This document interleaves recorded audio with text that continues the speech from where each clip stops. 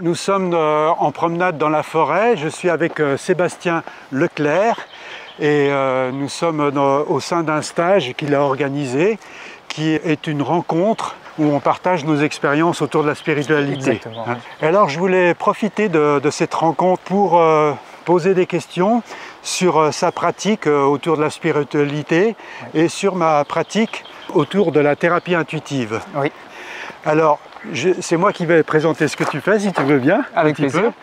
Tu es avant tout YouTuber, c'est-à-dire que tu fais des séries de vidéos qui parlent de la spiritualité. Oui. Tu fais aussi des séances individuelles, le plus souvent par Skype, Oui. avec des personnes qui ont un questionnement sur leur vie intérieure, sur leur spiritualité. Oui. Et occasionnellement, tu organises aussi des stages. Oui, des rencontres, oui.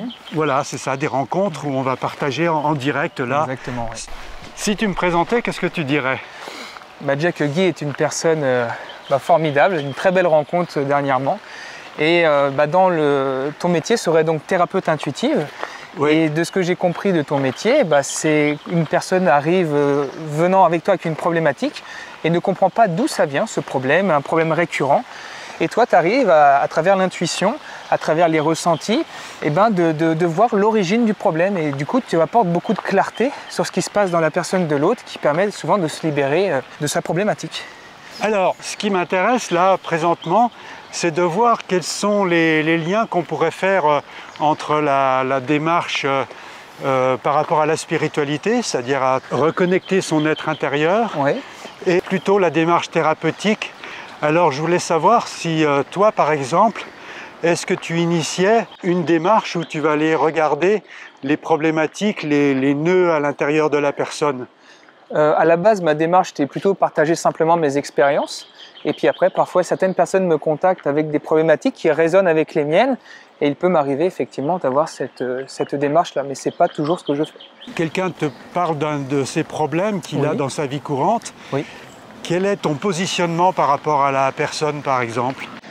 Il peut varier. Parfois, ça peut ressembler à quelque chose un peu thérapeutique, où justement, il va y avoir cette écoute, cette bienveillance, ce partage d'expérience, une forme de guider un petit peu. Et puis parfois, ça va être un peu plus dans une énergie un petit peu plus coach. C'est vraiment au moment, en fonction de la personne qui est en face. Et c'est très spontané. Je n'ai pas trop de règles sur ce qui se fait. Voilà, je fais confiance à ce qui est. D'accord. Et du coup, toi Guy, quand une personne vient te voir, quelle est ta posture, ton approche? Je vais surtout essayer de capter ce qui se passe par rapport à sa problématique en laissant venir en moi des images. Oui. Des fois, je vais entendre des paroles même carrément qui me viennent de la personne. Je vais aussi surtout ressentir dans mon corps là, ce qui se passe. Je vais avoir des émotions qui me viennent. Et ça me donne des indications que je vais retransmettre à la personne. Oui. Je vais lui dire, voilà, il se passe ça, j'entends ça, je vois ça, et je vois ce qui se passe chez la personne. D'accord, oui. Si elle ne réagit pas, ça me donne une indication sur une résistance qu'elle a à ne pas rentrer en contact avec la problématique dans son inconscient. Oui, d'ailleurs, pendant la rencontre que j'ai organisée ce week-end, je t'ai vu à l'œuvre, quoi. Je t'ai vu voir des gens côté, discuter avec eux, et puis ça leur a beaucoup parlé, ce que tu leur disais. Et j'ai eu les retours des personnes qui venaient me voir et qui me disaient ouais, Gilles, il a touché dans le mille. Guy, excuse-moi. Que Guy, il a vraiment vu. Et des gens qui avaient une problématique, il dit, je ne l'ai jamais vu comme ça. Donc, tu touches, quoi. D'accord. Tu touches là où il faut, quoi. Merci. Alors, de même, mon expérience, mon vécu, là, des échanges que j'ai pu avoir avec toi, alors il y a eu deux échanges différents. Il y a eu en groupe, comme là dans ce stage, et en individuel avec toi. Et ça, j'avoue, là, que tu le fais d'une façon merveilleuse, et c'est surtout la façon d'être dans le silence.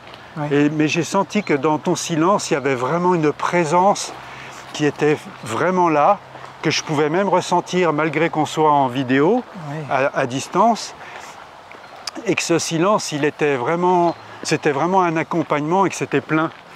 Et moi, j'ai senti que les choses pouvaient enfin sortir, pouvaient enfin s'abandonner parce qu'il n'y avait pas de jugement. Donc ça m'a permis de laisser sortir les choses. Et alors la deuxième chose, c'est quand nous sommes en groupe, là je vois un Sébastien vraiment différent, qui est très volubile, qui adore parler, qui adore raconter ses histoires, raconter des contes, et qui va fonctionner avec la personne qui est en train d'intervenir dans le groupe, c'est-à-dire à son niveau, quoi, avec sa vibration, et j'ai beaucoup apprécié ça. Ce qu'il y a de mieux à dire maintenant pour conclure, c'est que pour les personnes qui me connaissent, c'est d'aller sur ta chaîne YouTube et pour découvrir tes vidéos, parce que c'est vraiment passionnant. Et puis moi, de mon côté, j'ai fait la découverte de Guy il y a maintenant 8 mois, et une merveilleuse rencontre. Et puis pour ceux qui rentrent en résonance, en vibration avec Guy, avec ton partage, puis vous allez pouvoir voir sur les autres vidéos qu'il a faites, d'autres témoignages de gens qui ont été avec lui. Donc je vous invite à aller découvrir si ça vous parle. Merci à toi Guy en tout cas d'être venu, merci à toi d'être comme le petit colibri, d'amener ta petite part au monde comme chacun essaye de faire. Donc merci pour tout en tout cas. Merci.